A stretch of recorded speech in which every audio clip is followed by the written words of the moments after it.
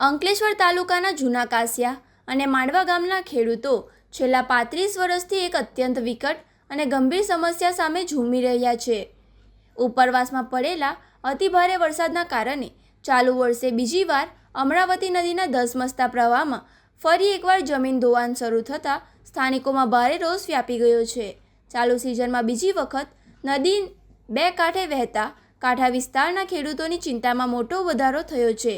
સ્થાનિક ખેડૂતોના જણાવ્યા અનુસાર નર્મદા નદીનું મૂળ વહેણ બદલાતા પાણી ચોંકાવનારી રીતે 4 કિલોમીટર અંદર ફંટાયું છે, જેના સીધા પરિણામે જૂના કાસિયા અને માંડવા ગામના કાંઠે આવેલા સોના જેવી ફળદ્રુપ જમીન સતત નદીના પાણીમાં ગરકાવ થઈ રહી છે.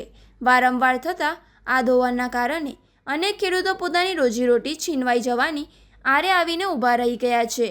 ખેડૂતોનો ગંભીર આક્ષેપ છે કે છેલ્લા 3.5 દાયકાથી જ્યારે પણ આવી પરિસ્થિતિ સર્જાઈ છે ત્યારે નેતાઓ અને વહીવટીતંત્રના અધિકારીઓ માત્ર સ્થળ તપાસનું નાટક કરીને પોકર આશ્વાસનની રેવડી વહેંચીને ચાલ્યા જાય છે.